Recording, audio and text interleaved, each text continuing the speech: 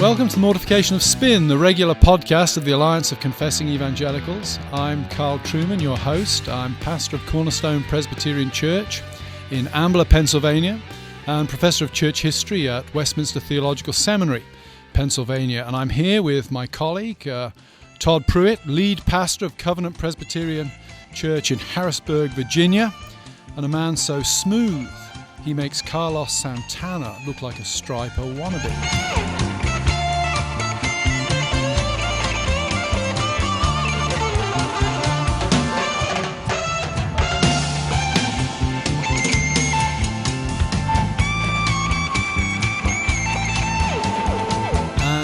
If you didn't understand those cultural references, you are too young to be listening to this podcast. Todd, welcome to the show. Well, thank you, Carl. I do want to just help you a little bit with your geography. It is Harrisonburg, Virginia, not just Harrisburg, Harrisonburg. We take this very seriously, as I've been a resident now for less than a week. I'm becoming thoroughly burgotized in Harrisonburg, but we're very proud of our little town in the Shenandoah Valley. You ought to come out and see us sometime. I will certainly try and do that. Yeah. Now it's a PCA church; it's not OPC. So we have a sense of humor and that sort of thing. I'm happy to slum it occasionally for a weekend. That's not a problem. Yeah. Should also say that we have with us in the studio today the puppet master, who's Dark Lord. Yes. The Dark Lord is taking time out of his very busy schedule to honor us with his presence. And we have Mike and Aaron, as I've said before, our own answer to Sir George Martin. Todd, want to talk today, if I can translate this into terms that people who read the Gospel Coalition would understand, want to talk today about your journey to a new tribe, or as the rest of us would say, your move towards biblical church government. So Todd, you were a pastor of a kind of Anabaptist gathering down on the main line in Pennsylvania, and you've since moved to a quasi-Presbyterian denomination, the PCA. You're obviously moving in the right direction. Wonder if you'd like to take us through a few of the... What if you'd like to open your heart to us so that we might share some of the pain that you felt as you've gone through this transition? Well, thanks, Carl, for sharing my journey with me. I appreciate that. Your tenderness is very much appreciated. I was born and raised a Southern Baptist, educated in Southern Baptist institutions. That explains a lot, I think. But it was not an Anabaptist church that I served in for the last 5 years in the Philadelphia area. It was non-denominational. Just you standard schwärmer.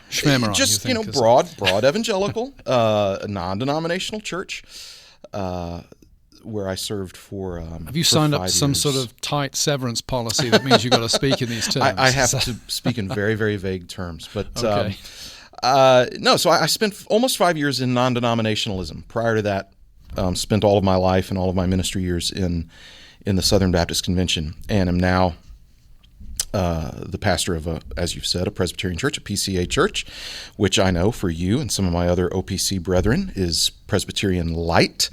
But we're pretty happy with where we are. But it has been a long journey and fraught with much peril. What do you want to know specifically, Carl? What were the things that disillusioned you most about congregational independency? Well, one of the things that began to puzzle me was why, at least it seemed to me, why local church autonomy was being seen as an essential mark of the church almost, really. What I've found kind of interesting is that as a Presbyterian, we practice a measure of congregational autonomy that I think is actually quite healthy. What troubled me about the arrangement in the Southern Baptist Convention, nothing against my Southern Baptist brethren, but was the lack of accountability of local churches to a larger body. I was troubled by that. And what you find in the Southern Baptist Convention are wonderful Orthodox churches. You'll find Reformed, Calvinistic Baptist churches with some of the best preaching in the country. And then you'll find utterly ridiculous sideshows going on as well. And there's no accountability for those men who are practicing what I think, and what I think a lot of other Southern Baptists would think, is something that is sub-biblical in their churches on Sunday. And I don't think that level of autonomy that allows a church to basically do whatever they want, so long as they don't start ordaining homosexuals, I don't know that that's healthy or biblical. Yeah, I mean, one of the things that puzzles me about the Southern Baptist Convention, and I have a number of friends who are Southern Baptists, is the fact that the one thing that seems to bind them together is the subject and mode of baptism. Right. It's strange from a Presbyterian perspective that should be enough to bind you together when so much else divides. The system of soteriology, for example, would seem to me to be absolutely critical to developing some sort of coherent version of church unity. Yeah, you'll find sharp differences on such substantive matters as God's role in the salvation of his people. Sharp differences over that. Sharp differences over the application of the atonement. But so long as I believe in church autonomy and only baptized believers, then I'm in. Yeah. And that to me seems like very weak ground for genuine unity and cooperation. Yeah. And to go back to an earlier comment you made, I think it is a popular Baptist myth, this idea that somehow congregations have no say. Right. That I think Congregationalists, Baptists tend to equate Presbyterianism with a form of Episcopalianism. If you're a member of a Presbyterian congregation, you do have a say, you have a vote, you have the right to nominate elders, you have the right to vote for elders. No elder, no minister can be imposed upon you from above. Certainly when you are called to the ministry, the call is placed into your hands as a minister by the presbytery, but the call goes from the church to the presbytery. You know, the presbytery has an effective power of veto, but it doesn't have the right of patronage, one might say.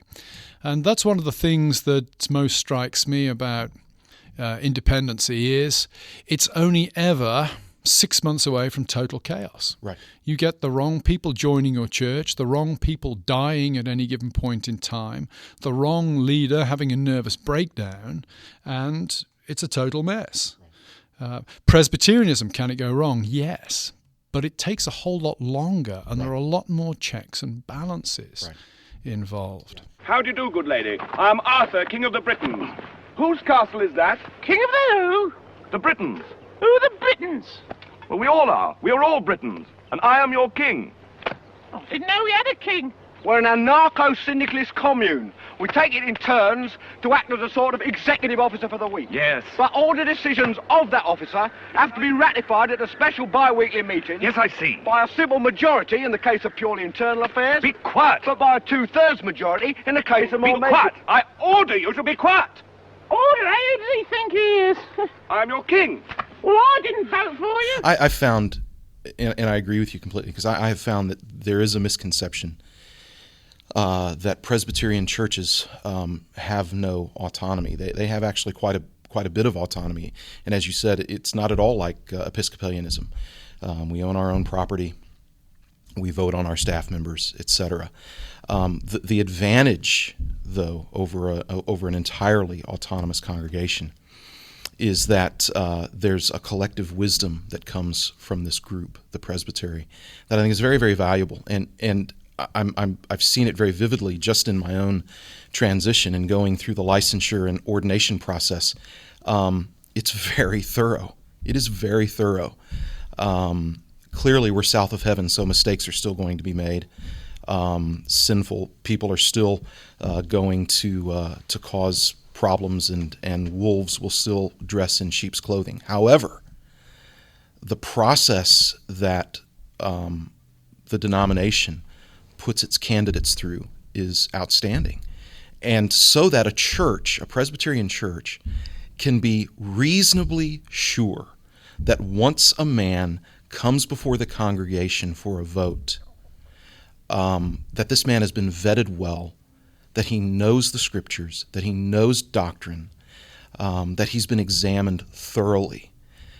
And in non-denominational churches, in other Baptist denominations, a congregation doesn't have necessarily that sort of confidence. So when I was licensed into the ministry as a Southern Baptist, the entire process consisted of a 30-minute conversation with my pastor, who was a wonderful man, but a very, very large church in Houston, Texas, thousands in attendance. He knew who I was because I was very active in the youth group, but he didn't know me. We had a very lovely 30-minute conversation, and then I was licensed into the ministry. And how does that compare with what you've gone through in the PCA? Oh, my goodness. When I was ordained as a Southern Baptist, again, it was a very, very simple process. I appeared before the deacons of the church. They asked me a few questions. In fact, I remember the questions. Who are you? Why have you got a beard? That kind of thing. Give my conversion testimony. Yeah. The other question was, give us a brief systematic theology. Oh, fantastic. It was. This is brief in the American sense, not the Dutch sense. Right. No, it was not in the Dutch sense. And then I was asked about women deacons. And then other than that, then it was over. And we went into, after that, a worship service where hands were laid upon me. Now, I think that's a dangerous way to ordain a man. Yeah, I would. Yeah, I think so. I mean, one wouldn't appoint a brain surgeon in that way, and you're doing something just as right. skillful as brain surgery. Yeah, exactly. So I've been encouraged by the weightiness of licensure and ordination for the PCA. Just briefly, what it's involved so far are 4 exams. 4 written exams for licensure that are very, very thorough. And when I say very thorough, I mean very, very thorough over theology, the Bible, Christian experience, and church polity and governance. And then I'll have 3 more exams to take, one on the sacraments, one on church history, and then one on the history of the PCA. And then I have 2 papers to write, an exegetical paper and a theology paper. I also have to preach before the presbytery. Fantastic. And so what's encouraging about that is that there's a denomination that is taking the licensure and ordination of its men deadly seriously. Yeah. So that even though a goofball can slip through periodically, I'm sure, a church has reason for much more confidence than in another setting. Yeah. I mean, when I tell people I had to take 6 theology exams, 6 systematic theology exams as vice president of Westminster Theological Seminary in order to get ordained in the OPC. Right. Baptist friends' eyes are like saucers. They can't believe it. But I think that is a sign of how seriously we take the doctrinal testimony, the confessional testimony of the church. And too often we're allowing men into the pulpit in general in the evangelical world who cool and hip and can turn a phrase in a pulpit, but have very little understanding of the actual depth of Christian theology. Right. Yeah, it is clear that it is expected in my denomination for an ordained man to have a mastery of the Word. Yeah. And if he doesn't, he's not going to get through the first round of tests. Yeah, well, that is the old Princetonian Presbyterian ideal of an educated ministry. Some people say it's elitist. Well, there's a sense in which we want to be elitist because it's a dangerous occupation in terms of you're trading in people's souls, and you want the right people doing it. What is good, I think, about Presbyterianism is we use the word normally a lot in our rule books, which means normally a man must be highly educated. We can make exceptions for the occasional very talented person who may not have had the appropriate educational background, but by and large, you've got to be well drilled in the theological field in order to occupy a pulpit. Right. I mean, the other thing I like about Presbyterianism too, and I actually think, I'm going to play the card, I think the OPC is better at this than the PCA. I'm sure you do. But we have by and large avoided personality cults. There are one or two big names in the PCA. Sure. But what strikes me about things like the Southern Baptist Convention is, for all of the fact that they repudiate Presbyterianism and they repudiate Episcopalianism, they are functionally Episcopalian because they vest great power in significant individuals. Al Mohler, good friend of the Alliance, would be an example of somebody that the people look to. Mark Dever would be another one. These are men who have extraordinary power out with whatever congregation they belong to. And what I like about Presbyterianism is that power that you have outside your congregation is regulated by rules and procedures and by other people. It isn't just rooted in the charismatic personality of the individual. And as someone who was raised as a Southern Baptist in Houston, Texas, which is as Southern Baptist a town as you can find outside of maybe Nashville, Tennessee, and growing up during the great controversies in the Southern Baptist Convention in the late 70s and early 80s, I can tell you, I'm for the sake of the Southern Baptist Convention, I'm very grateful that people like Al Mohler and Mark Dever have great influence. The problem is, there was a time when men very much their opposite had great influence, and the denomination was, spiritually speaking and theologically speaking, very, very unhealthy because of it. But the point is that there's nothing really to keep that in check. And one of the ways I described being a Southern Baptist to some folks is that it's really not a denomination as people think of a denomination, so that the hierarchy is oftentimes an informal one. Yeah, Weber would say it's a charismatic hierarchy. Right. Yeah. And again, if you've got somebody who's very sound theologically, well then good, grateful for that, but you're playing a dangerous game. Yeah. Yeah. We need to get to the biggie, of course, and the big one is baptism. Right. Now, there have been some very encouraging signs coming from the Baptist world on the baptism front over recent years. You know, John Piper. Yeah. Now, I think you can be a member at his church if you were sprinkled as an infant, and as Presbyterians, we're very grateful for that move on the part of significant Baptist leader there. Yes. Others have somewhat, dug themselves a ditch to die in, not mentioning our friend in Washington, D.C. specifically. But baptism, it is the big one, Todd. Can you outline how you came to the biblical position on that? Sure.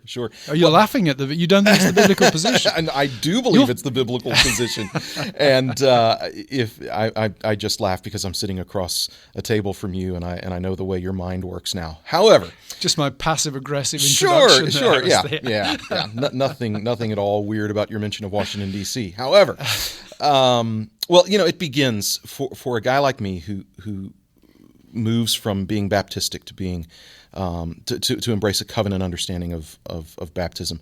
It all begins with the doctrines of grace, and so you become this Calvinistic Baptist, which I found, moving on, for me became a kind of an uncomfortable tension, because the doctrines of grace, I think, have implications beyond themselves. And maybe it's just because as you embrace the doctrines of grace, you have to start dealing with issues of covenant.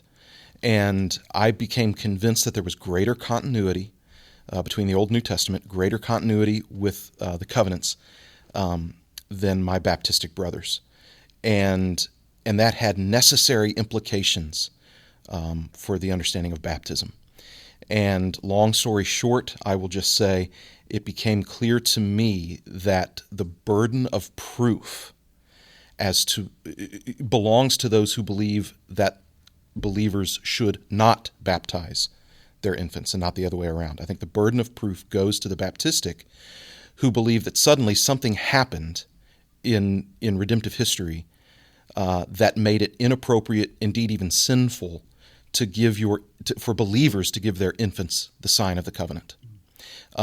This was so embedded in the history of God's people that their children were members of the covenant community, that if that were to have changed, I can't imagine that not being made clear in Scripture. I see that the puppet master's actually weeping here. I can see that his own heart is being softened to the truth of the gospel at this point. Right. I think you make a good point there, Todd. I myself was a Baptist at one time, and for me, it was no single thing that changed my mind. It was a cumulative impact of a whole host of what I consider to be inconsistencies in the Baptist position that ultimately tipped the balance. I was talking to somebody just last week, and I did say to them, I can't take you to the silver bullet text that will simply change you from being a Baptist to a Peter Baptist, but I can point you to 5, 6, 7 radical inconsistencies in the Baptist position, or difficulties. And ultimately, you've got to make an assessment. Are these difficulties I can live with, or are they difficulties that I cannot live with? And I came to the conclusion that I simply could not live with them. And on top of that, there was the ecclesiastical structure question for me. Yep. Baptists are, as far as I know, almost universally congregational in polity. I know Sovereign Grace ministries have shifted a little on that recently, but congregational polity seems to me to be uniformly, historically disastrous. I would agree, and that was another piece of the puzzle for me in my in my movement to Presbyterianism, was I think the overwhelmingly biblical witness to Presbyterian church government. I'm not only not persuaded by the strictly congregationalist position. I'm persuaded that it is simply not supported by Scripture in the way it's presented. I am persuaded that Presbyterian church government is the best understanding of church government biblically that we have, and that was a big piece of it for me. And I have to say also, and this is perhaps getting into more pragmatic type issues, but it was important in my movement is having been in a non-denominational context for 5 years. You'll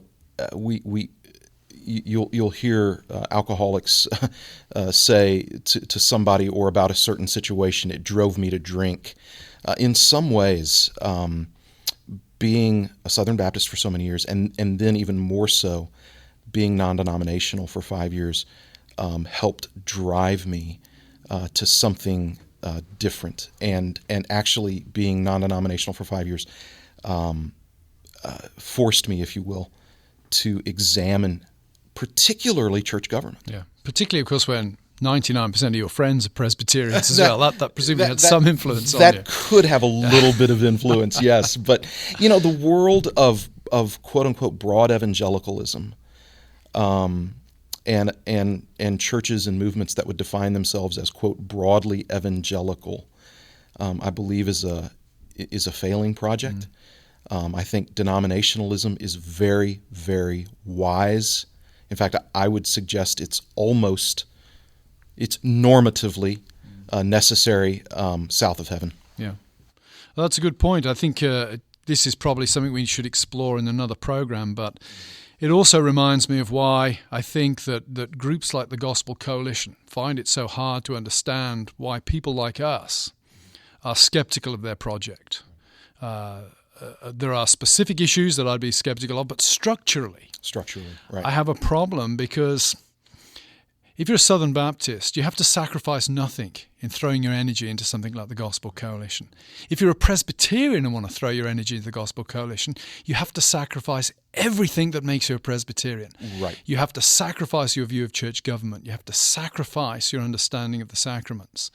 And I think it is very hard for independent Baptists to understand that, Presbyterians, we have our wider gatherings Absolutely. that help us reflect the unity of the body Absolutely. of Christ. They're called our denominations. Right. And just setting up another denomination but pretending it isn't a denomination. That it's not. Right. What you're really doing is you're saying to Presbyterians, you need to cease to be Presbyterian. Come over and let us run the show. And that's without wanting to get personal about it, that's a real problem for a conviction Presbyterian. Right. And that's part of the tricky nature of some of the parachurch organizations is they can become too grand in their ambitions, and so they end up becoming a quasi-denomination without the accountability of a denomination. And as someone now who is a very happy denominationalist, specifically a Presbyterian,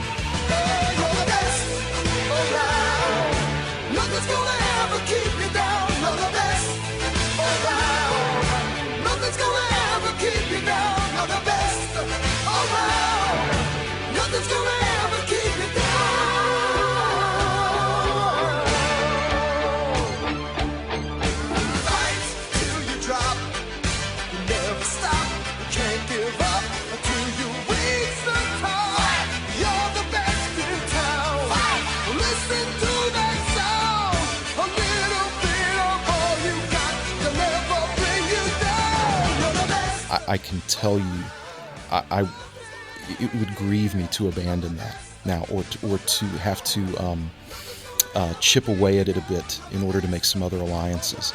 The fact that I'm a part of a brotherhood of like-minded men who can add wisdom to my life and sharpen me, who are as committed to the church as I am. That's my primary group. That's who I'm a part of, and I'm a member of them. I'm a member of that group, and I'm just concerned that some of the alliances that are out there, some of the parachurch organizations, could cause a necessary compromise. I probably shouldn't have said alliances, since we are a part of the Alliance of Confessing Evangelicals. But one of the things I appreciate about this organization that sponsors this podcast is that it's a ministry that knows it's not a denomination, and it allows for some fellowship and some resourcing to like-minded churches to encourage them. And I hope that that's what Mortification of Spin is. We are a casual conversation about things that count. Every once in a while, we give away books. Sometimes we have guests that are even more interesting than us, Carl. Can you imagine such a thing? It's hard, but we do occasionally find somebody that fits that description. We do. And if you are a regular listener, or if you are brand new to the Mortification of Spin, thank you so much for joining Carl and I today. Hope that the conversation has been helpful. And please listen to Mortification of Spin whenever you get a chance. Support the Alliance of Confessing Evangelicals. Go to their website. Wonderful resources there to help strengthen the church and to serve you well. Thank you for listening.